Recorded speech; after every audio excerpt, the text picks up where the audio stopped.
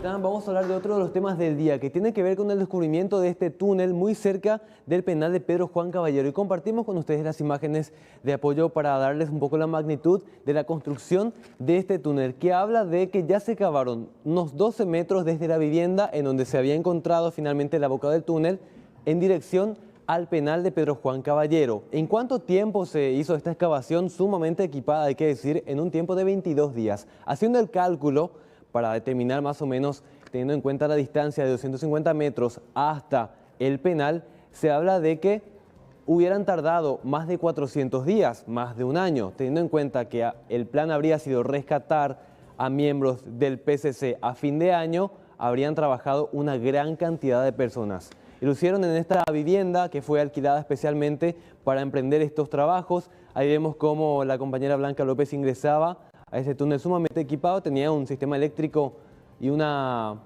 soporte para evitar el desmoronamiento. Ya estamos viendo de película realmente lo que se hallaba este martes en horas de la tarde-noche. Nuestro equipo de noticias llegó justamente a este lugar para comprobar la manera en que se daban estos trabajos. Hay varios detenidos, entre ellos un brasileño que habría sido el que habría ordenado a los peones contratados para que puedan efectuar estos trabajos de construcción de este túnel. Y esto es algo sumamente comentado que llama muchísimo la atención y sobre todo por la intención final que habría sido rescatar a uno de los principales líderes del primer comando capital, este grupo criminal que está dominando las cárceles del país, de Brasil en este caso, y bueno, cuya estructura ya está instalada principalmente en las zonas de frontera. Recordemos, hay más de una decena de presos en Paraguay que forman parte de este grupo criminal de Brasil que tiene intenciones de expandirse a otras partes del continente y enseguida les vamos a contar todos los detalles. Y justamente en torno a este caso queremos hacer la primera pregunta de la noche a todos ustedes que tiene que ver con la instalación o con la permanencia en este caso de presos del PCC aquí en Paraguay. Y la pregunta que planteamos al respecto es la siguiente: ¿qué debería hacerse con los miembros del PCC recluidos en nuestro país? Les damos dos opciones. En primer lugar, ahí reforzar las penitenciarías del país y en segundo lugar, extraditarlos al Brasil, que vuelvan justamente a su país para tener en cuenta el tema de la seguridad interna dentro de los propios penales de nuestro país.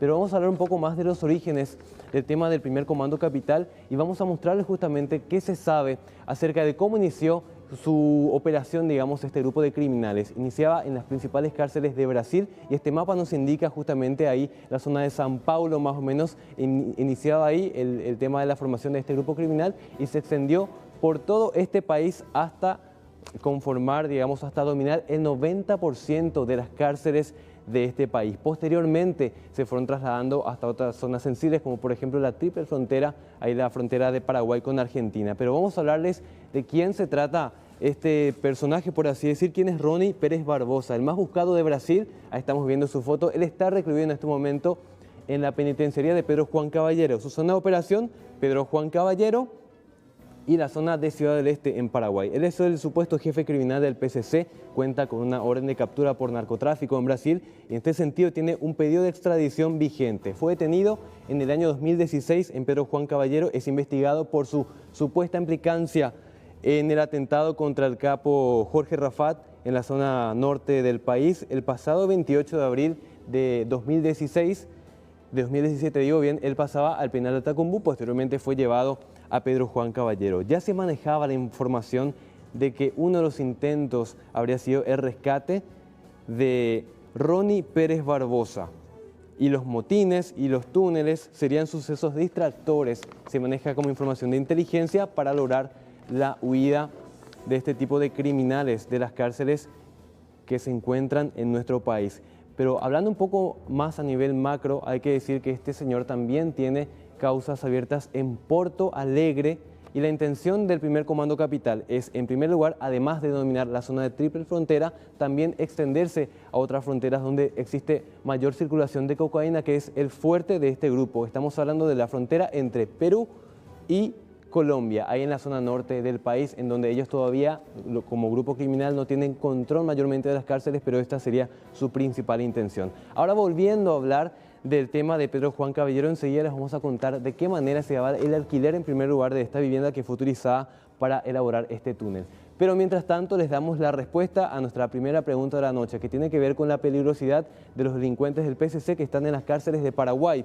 ¿Qué debería hacerse con los miembros del PCC recluidos en nuestro país? 98% dice que es necesario extraditarlos al Brasil. Mientras tanto, un 2% dice que se deben reforzar las penitenciarías de nuestro país en donde están recluidos estos miembros de este grupo criminal. Muchas gracias a todos por ingresar a votaparaguay.com. Vamos a hablar del tema de la vivienda que fue alquilada, porque la propietaria de esta vivienda en donde se empezaba a hacer la boca de este túnel dijo que no tenía idea de las intenciones con las que fue contratada su vivienda justamente para ser habitada y posteriormente descubierto este túnel con dirección al penal de Pedro Juan Caballero.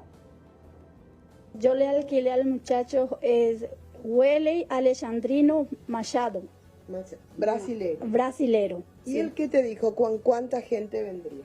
Y tenía que vivía con su mamá, su papá, su hermano, unos 6 personas. Y ahí yo le hice el contrato por 6 meses, le alquilé mi casa y después yo le exigí al que le haga el contrato porque yo no le conocía a él.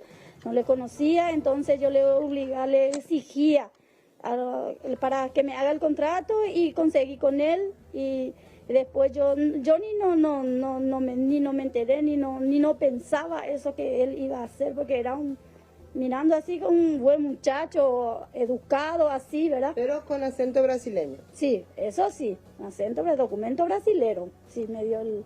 Sí. ¿Qué pensás ahora que viste el pozo? Porque prácticamente el pozo pasa por todo este sector, doña Eulalia. Y ahora pienso, no sé, tengo que pensar cómo mandar cerrar. Primera cosa es tengo que solucionar ese pozo que se me quedó en mi casa. Porque es una pérdida grande, para mí es una pérdida porque yo soy una persona, solo soy una ama de casa y tengo que pensar cómo tratar de cerrar eso. Muy buenas noches y vamos a seguir hablando de los túneles. Ustedes saben que la intención de robar o cometer otros hechos punibles recurriendo justamente a los túneles empezó a aplicarse en nuestro país a finales de la década de los 90 y precisamente tenemos que mencionar que en diciembre del año 97 el matrimonio compuesto en aquel entonces por Alcides Oviedo Brites y Carmen Villalba, hoy en día ambos en prisión, habían intentado también a través de un túnel de 60 metros llegar a la bóveda del Banco Nacional de Fomento de la ciudad de Choné con la intención de robar aproximadamente 800 millones de guaraní. Finalmente la policía descubrió lo que estaba pasando en una casa que se encontraba frente mismo a la sede del Banco Nacional de Fomento y ahí ambos fueron detenidos al igual que varios otros componentes de la conocida banda de Choné. Pero vamos al año 2000 y vamos a conocer uno de los primeros túneles digamos, cometidos para otros hechos punibles. El caso de María Edith Bordón de Bernardi. La mujer era secuestrada, ustedes recuerdan, en noviembre del año 2001. Durante todo el plagio fue mantenida en una casa del barrio Palomar de Asunción. Los secuestradores construyeron un túnel para introducirla en caso de ser descubiertos. Y hay que recordar que para su liberación se pagó $1 millón. El túnel construido en la vivienda donde permaneció secuestrada María Edith Bordón de Bernardi, repetimos, en el barrio Palomar. Museo de Bellas Artes, febrero del 2002. Otro caso muy conocido también. Se cavó un túnel de 25 metros de longitud y 3.50 de profundidad. Este túnel pasó por debajo de la calle Iturbe.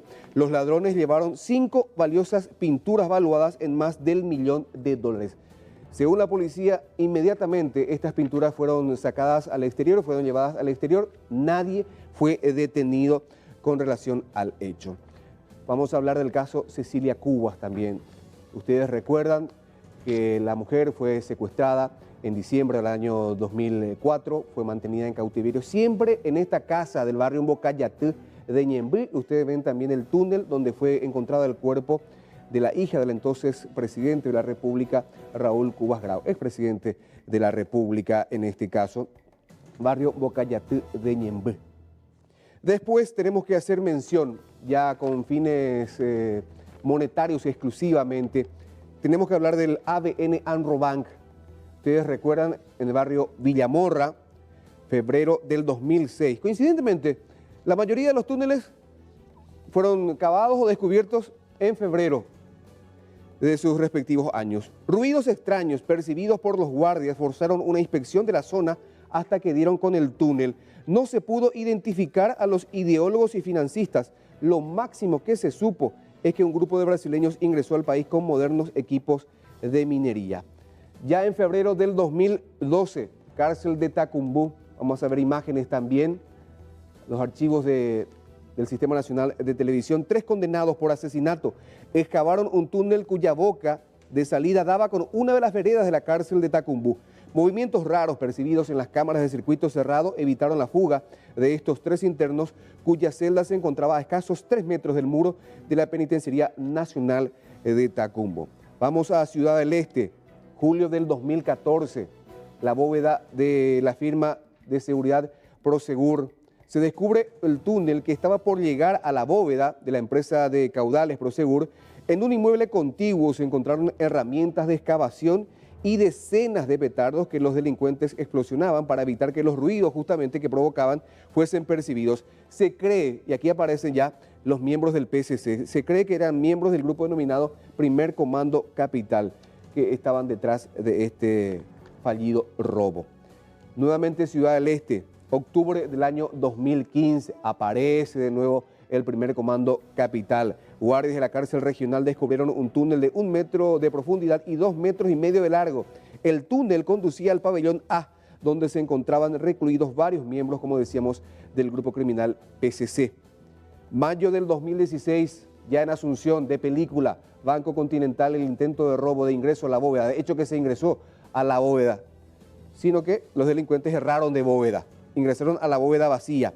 Un grupo de delincuentes brasileños, según los investigadores, cavaron un túnel, además de utilizar parte del desagüe pluvial para intentar llegar a la bóveda del Banco Continental. Intentar llegar a la bóveda donde había plata, porque en realidad llegaron a una de las bóvedas, pero a la bóveda vacía. Los guardias se percataron de algunos ruidos, inmediatamente comunicaron a las autoridades, se hizo la inspección y descubrieron esto. Y por supuesto ya ahora venimos a lo que se descubrió ayer en Pedro Juan Caballero. Este túnel que hace minutos estábamos viendo y que por supuesto genera todo tipo de comentarios, un trabajo de ingeniería con la intención de llegar hasta la cárcel regional de Pedro Juan Caballero y rescatar supuestamente a uno de los principales líderes del PSC, Ronnie Barbosa. Y por supuesto colaborar también con la fuga de al menos 80 integrantes de este grupo criminal, decían desde el Ministerio del Interior. Un resumen, Yolanda, Carlos, audiencia, de los numerosos túneles, porque varios túneles se conocieron, algunos incluso se cavaron para guardar droga, marihuana, cocaína y otros túneles para justamente para concretar robos que no se concretaron, no se produjeron, no se registraron, y también tenemos que hablar de hechos lastimosos como la muerte de Cecilia Cubas, por ejemplo, y también del secuestro, aunque ella fue rescatada con vida, de María Edith Bordón de Bernal. Bueno, excelente, laboriosa la tarea de los topos en Paraguay, ¿eh? Sí, en la mayoría de los casos infructuosa. Se recuerda uno del año 2002, ingresaron a la bóveda de Galerías Guaraní. Sí, y llevaron recuerdo. Sí, acá en el una centro. cuantiosa cantidad de joyas preciosas. Y lo de Bellas Artes también. Bellas Artes, Que ese nunca mismo más año, encontraron 2002, los cuadros, calcado. Mercado Negro. Sí, señor. Gracias, Aníbal.